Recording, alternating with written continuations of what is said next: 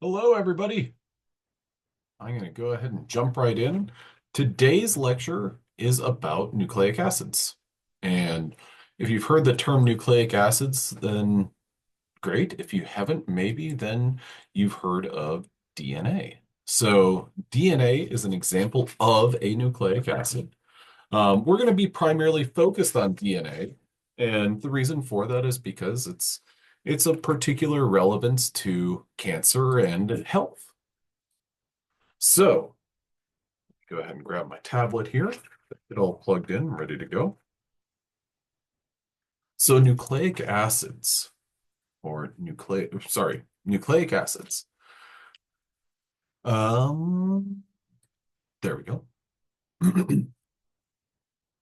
So what's the big deal about nucleic acids and what's so important about them? Well, for starters, there are two major types of nucleic acids. There's deoxyribonucleic acid and ribonucleic acid. So what we're focused on today is DNA, or deoxyribonucleic acid. Now, if you wanted to go ahead and look at those names, I think that it's pretty reasonable to ask the question, well, what's the difference? And I think that you can take this deoxy and think, well, it's a removal of an oxygen. And you're absolutely right. And I'll highlight where that oxygen's been removed from. But when we talk about deoxyribonucleic acid, or DNA, well, it's very similar in structure to RNA, but there's the lack of one oxygen. Now, in order to kind of appreciate DNA and RNA and nucleic acids in general, we have to look at some history. We have to provide like a historical context. And there's a couple of experiments that I want to go through and a couple of significant historical events that I'd like you to be very familiar with. The first of which is what's known as the Hershey-Chase experiment. This was conducted in 1952, or was published in 1952. And in this experiment, at this point in time, nobody knew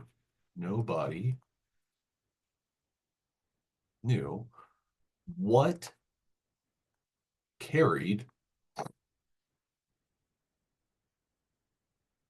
genetic information from one organism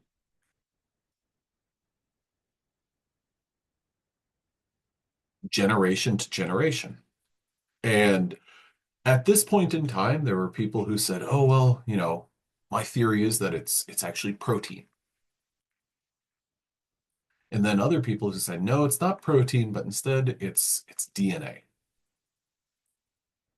And there's this great fork in the road. And the Hershey-Chase experiment was one of many different experiments that attempted to answer this question and address it. But with the Hershey-Chase experiment, they kind of drew a conclusive line. Okay, so what they did was they used these things right here. Oh, not that. I lost my, there we go, there's my pen. This right here, this right here. Now, those things that I circled right there are known as bacteriophage. Maybe you've heard of a bacteriophage, or maybe you've heard of a phage, Phage. And what a bacteriophage is that is basically you could kind of think about it as a bacterial virus. And what a bacteriophage does is it has its own DNA, and it injects that DNA into a bacterial cell, and then it replicates itself. It uses the bacteria's genetic tools to replicate itself. So this bacteriophage needs bacteria to replicate.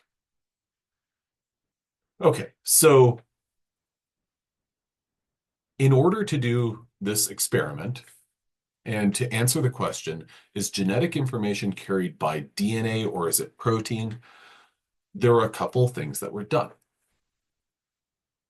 these bacteriophage were cultivated in two different environments.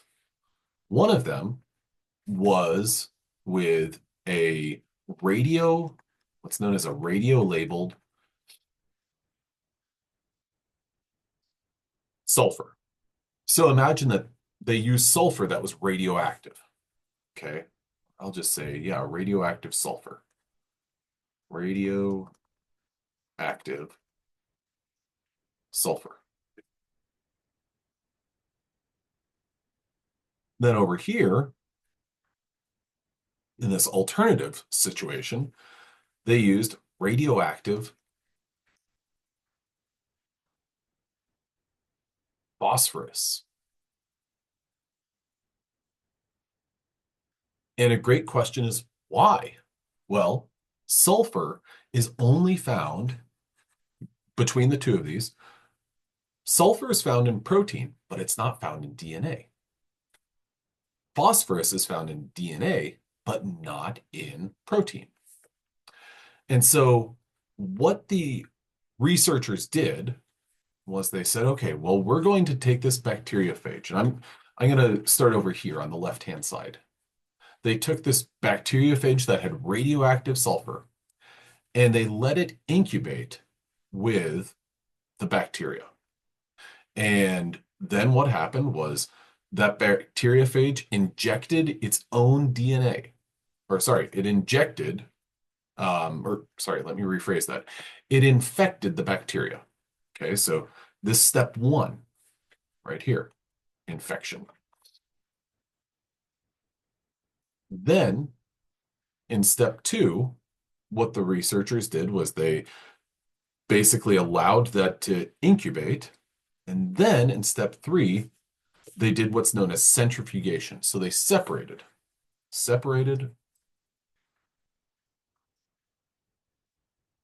the bacteriophage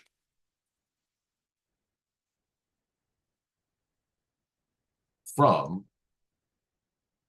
the bacteria. Okay. So at this point in time, they weren't sure if it was protein that was being injected into the bacteria or if it was DNA that was being injected to the bacteria. Now, whenever they did this last step, the separation of the bacteriophage from the bacteria, they knew that the bacteria had been infected by the bacteriophage, but they don't know that, well, has the bacteria injected protein or DNA?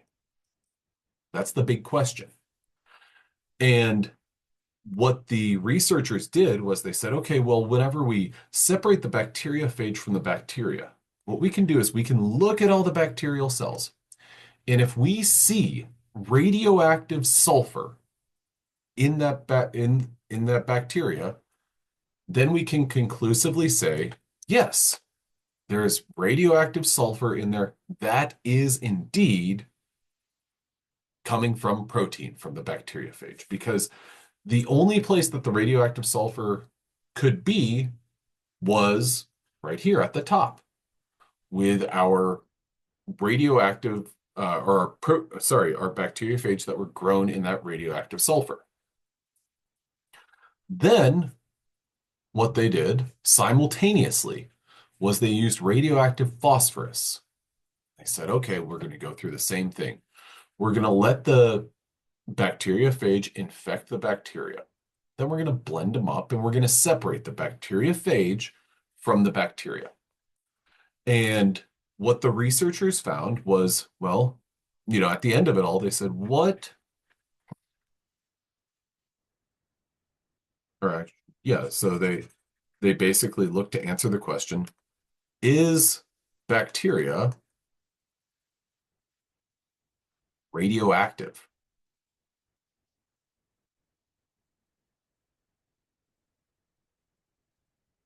Because, well, if something's being transferred from the bacteria, okay, well then that was from the bacteriophage, that would make the bacteria radioactive. And what they found was there was no radioactive sulfur. I'm just going to label it as S here. So there was no radioactive sulfur here. This bacteria was not radioactive at all because although the bacteriophage had been grown in a radioactive environment, it hadn't transferred anything that was radioactive. Meanwhile, over here, they found that, yes, indeed, these bacteria did have some radioactive agents, and specifically radioactive phosphorus, indicating that, well, phosphorus, the only place that it could have come from was the DNA of this bacteriophage. As a result of all of this, that was a conclusive way, or that was an experiment that conclusively said that DNA, I'm going to change colors for this. I'm going to go with, let's go with purple. DNA, not protein, carries genetic information.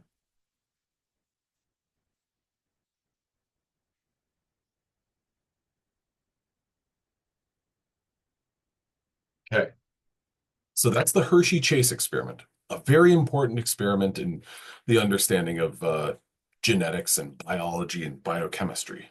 Now, next up is a really important and significant experiment or conclusion that was credited to three different people. They're shown at the bottom here. This is Francis Crick. Oops, why does it do that sometimes? Francis Crick, right here. I'll draw a circle around his head. James Watson, Maurice Wilkins.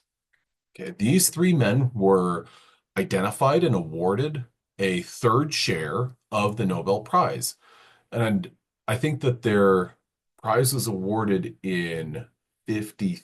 I know that that says 53, but I can't remember exactly what year it was that they got the award. I feel like it was later than 1953, but I'm not going to lose, I'm not going to get distracted by what's the point here.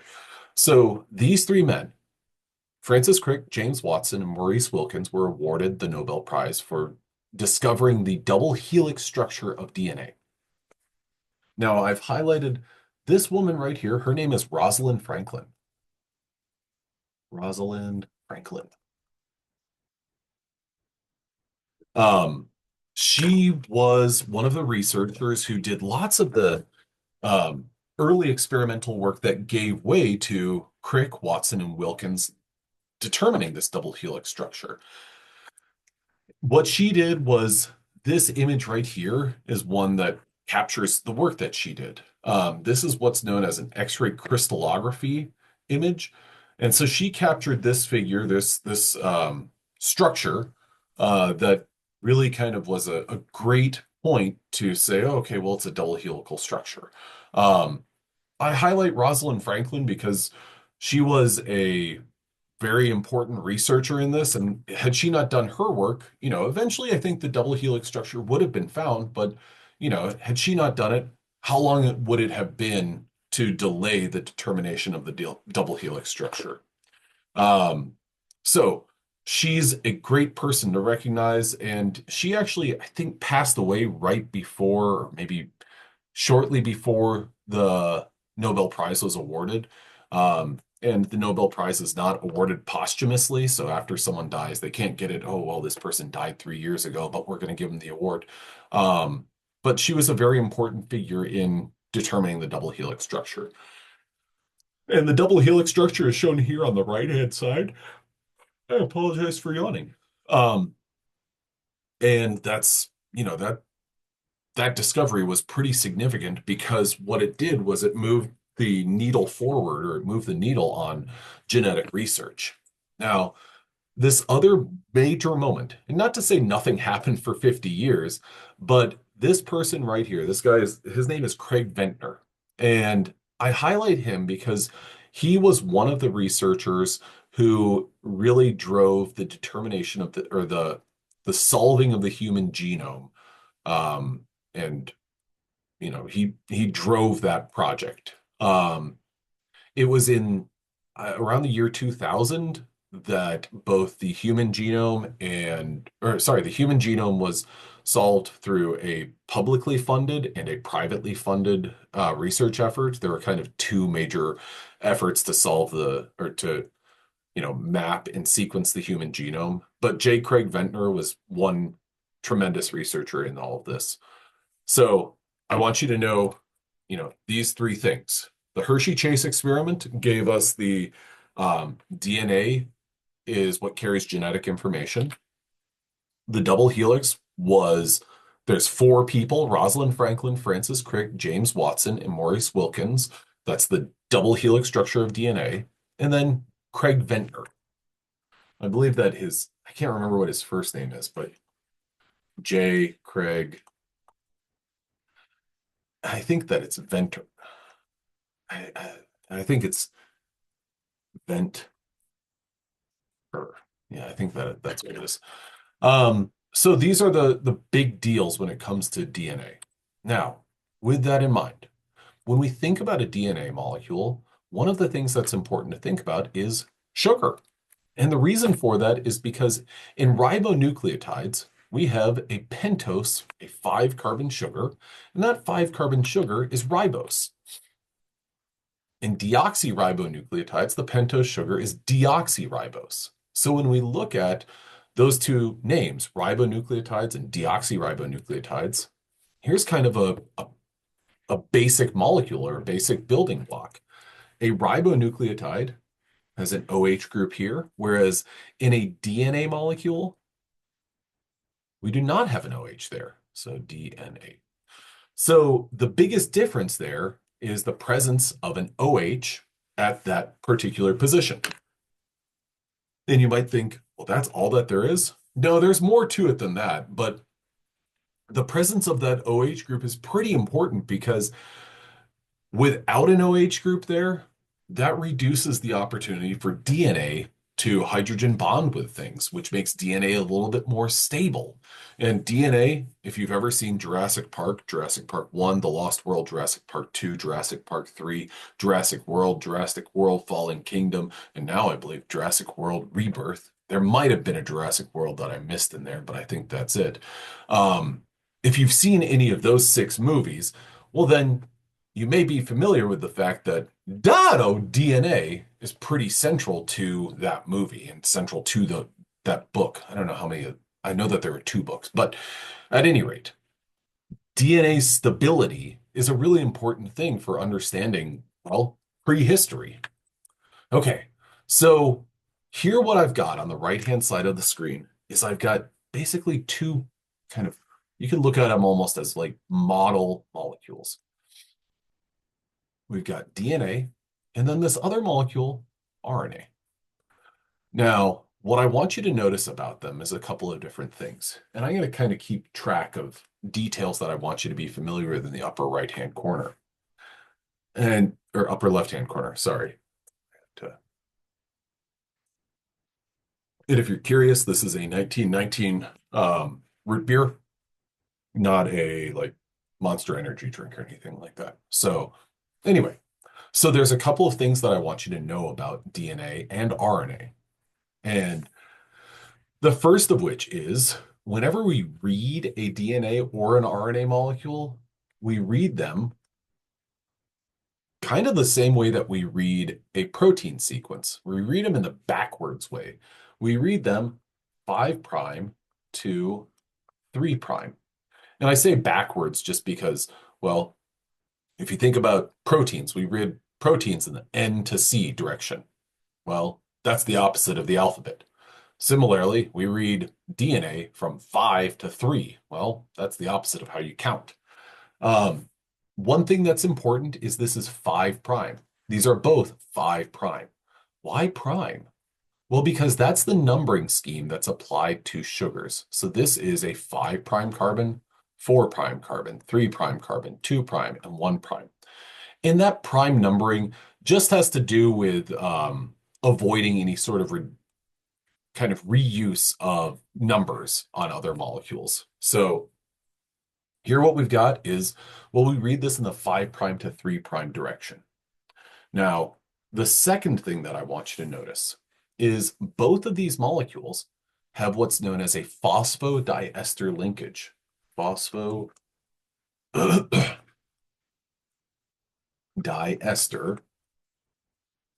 linkage. So this phosphodiester linkage connects each sugar. So I'm going to add a little bit of detail, or actually I'm going to make this a third thing. And I'm going to draw an arrow, but this is a third thing. That phosphodiester linkage connects sugars to one another. Okay, so a phosphodiester linkage, that is a phosphate. It's it's a phosphate that connects the 3 prime carbon of one sugar to the 5 prime carbon of the other sugar. I don't need you to worry about, well, what are the carbons that are connecting to one another, but I do want you to know that, well, this is what a phosphodiester linkage looks like, and it's how sugars connect to one another. Next up, I want you to notice that right there. That's a negative charge. DNA is typically, I'm going to label it as DS, or double-stranded. That's why we have that double helix. RNA is single-stranded. So I'm going to say RNA is not. Now, the fifth item that I want to mention is that, well, DNA is negatively charged.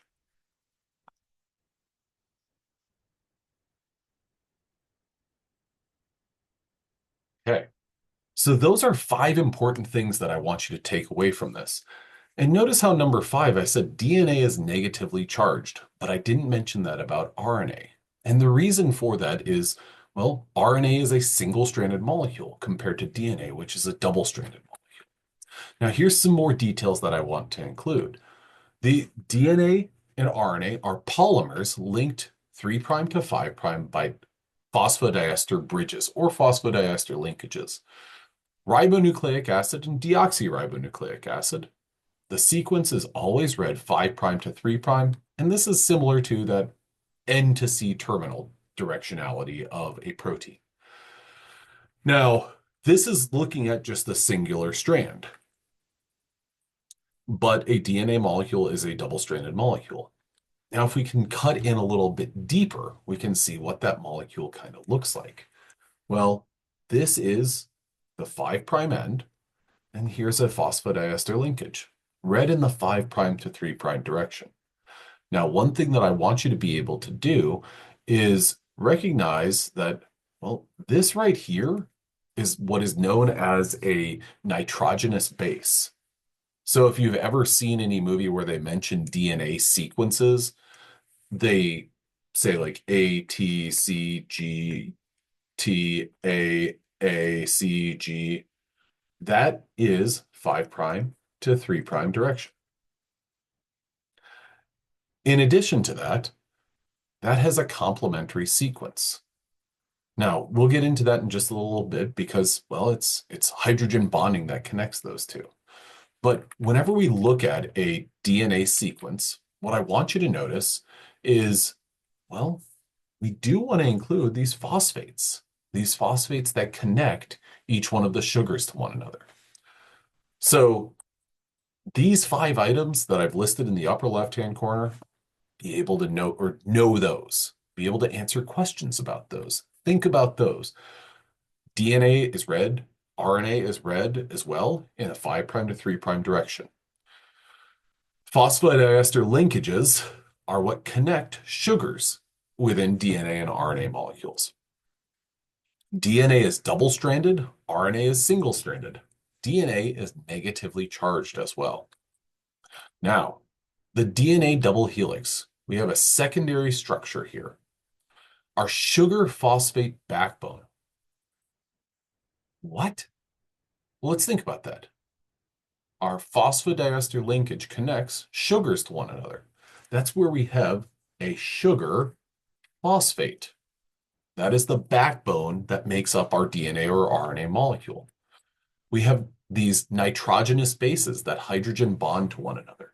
Now, if you look closely, this figure right here, sure, it's nice to look at and be like, okay, cool, yeah, double helix, got it.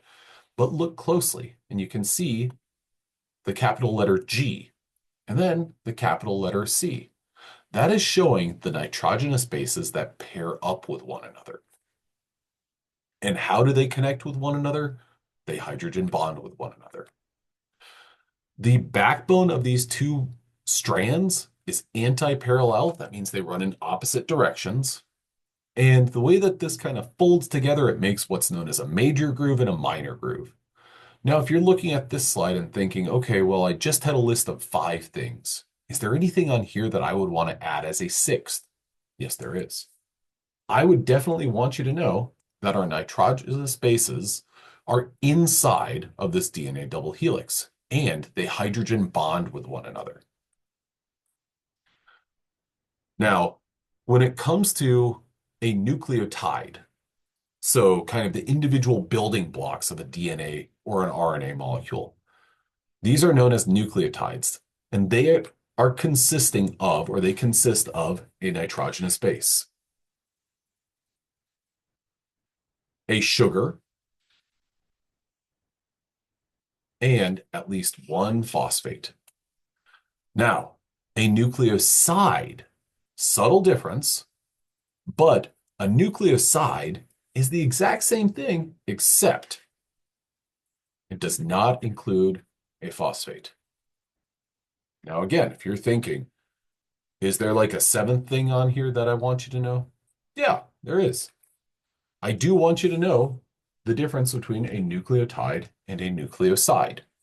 This is kind of item number 7. A nucleotide has these 3 parts, a base, a sugar, and a phosphate, whereas a nucleoside only includes a sugar and a base.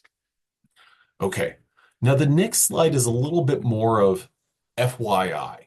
For your information, if you've ever seen any of these terms, which I know that we've talked about some of them, ATP, for example, well, that is the nitrogenous base adenine, a sugar, and 3 phosphates. Here are those 3 phosphates. Those 3 phosphates, we identify them as alpha, beta, and gamma. I don't want you to stress about those. I do, however, want you to know if you were to see AMP, ADP, or ATP, and I asked you the question, you have adenine plus a sugar and 2 phosphates. What would be the best identifier? ADP, AMP, or ATP? I would want you to say, okay, 2 phosphates, ADP, adenosine diphosphate. Now, a couple of pieces of nomenclature just to kind of give you a little bit more context. That primed number refers to the atoms on a sugar. Non-primed numbers have to do with the base, those nitrogenous bases. This is really so that whenever I show you a molecule, for example, here, I want you to know that this is 1 prime, 2 prime, 3 prime, 4 prime, and 5 prime. Now, with that in mind, looking at this particular sugar, one of the questions that I like to ask, and ignore everything else on this slide, I like to ask, is this, that I'm going to put a big circle around, is this DNA or RNA? And when you look at that, okay, what does DNA stands for? That means deoxy, okay?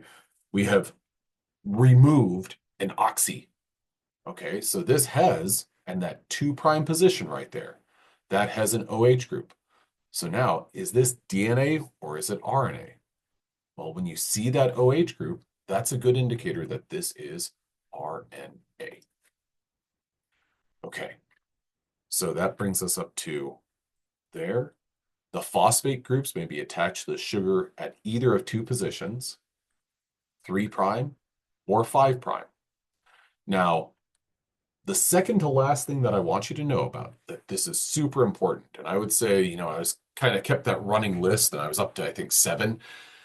If I wanted to put together like items 9 and 10, yeah, maybe 11 and 12, kind of important details, but they're so important. I want you to kind of install them for like 4 different things.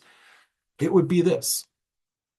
I want you to know which nitrogenous base pairs with which nitrogenous base. A pairs with T. G pairs with C. Now, this would be important item. I'm just going to put a little star by it. And then another important item as kind of a follow-up. Actually, I think I was at 8. A and T bond, G and C bond. Now, number 9. Number 9 is there are 3 H bonds between G and C. Look at this right here. This is guanine, the nitrogenous base guanine, and this is the nitrogenous base cytosine. There's 1 hydrogen bond, 2 hydrogen bonds, 3 hydrogen bonds that connect them. Now, item number 10. There are 2 hydrogen bonds between A and T. Here's A and T. Now, this might seem like surely that can't be the answer, but what do you think is stronger? The connection between G and C or A and T? Well, let's think about it. Well, there's basically like I think about almost like pieces of string. There's 2 fine pieces of string that connect A and T to one another, and then there's 3 pieces of string that connect G and C together. Well, you got to put more energy to break 3 strings than 2 strings. So G and C, by having 3 bonds, is stronger than A and T. Now, the last thing that I wanted to mention is there are a couple of different molecules that you might see from time to time. For instance, and this is just kind of a relationship and relevant to what we'll talk about later on with respect to cancer signaling. Um, Adenosine monophosphate. How would you label that? I would say it's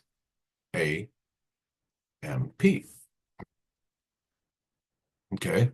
Then over here to the right, adenosine monophosphate. Huh? AMP. Then adenosine monophosphate AMP. Oh my gosh. There are different forms of kind of the same molecule. They differ in that where is that phosphate group attached? Is it attached on the 2' carbon, the 5' carbon, or the 3' carbon? And then this is the big one right here that's really important for cancer signaling. This structure right down here where that phosphate group is, you can think about this almost as a ring. This molecule is cyclic. This is commonly known as cyclic AMP or CAMP. I bring this up because this is what is known as a secondary, no, rewrite it, a secondary messenger. Secondary messengers are things that are found inside many cells of your body. And what happens is a receptor protein um, senses something and then activates the production of cyclic AMP. Cyclic AMP then goes to different places within the cell to turn on whatever response. I bring this up because this is a really important molecule when it comes to cancer signaling and basically how cancers proliferate. I wanted to show you these just to give you that little bit of a sense of whenever I talk later on about cyclic AMP or CAMP, I'm referring to that molecule in the lower right-hand corner. Now, just as a little bit of a review, we talked about a bunch of different stuff today.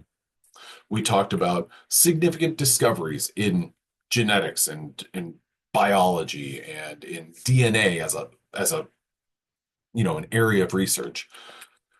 Then we talked about good, my numbering was all right. We talked about all of these. These are kind of how you look at a DNA molecule. These were five important items. Then we talked about, well, the sugar phosphate backbone, the bases, that hydrogen bond on the inside of the molecule. And let me just, as a little bit of an aside, by them forming on the inside of the molecule, that stabilizes the molecule. Then we talked about the difference between a nucleoside and a nucleotide. And last but not least, those base pairs. A and T, A pairs up with T, G pairs up with C. I'm more than likely going to just use A as opposed to adenine, just because that's where my kind of comfort level is. That's what I most oftenly refer to them as. I also want you to know that there are 3 hydrogen bonds between G and C and 2 hydrogen bonds between A and T. Okay, well, there's a lot of content here. There's a lot of material that we've gone over, but I think that those 10 items are the big ones that I want you to know for this upcoming exam. Well, I'm going to go ahead and stop my recording. I hope that you have a good one, and I'll see you next time I see you. Thanks, everybody. Bye.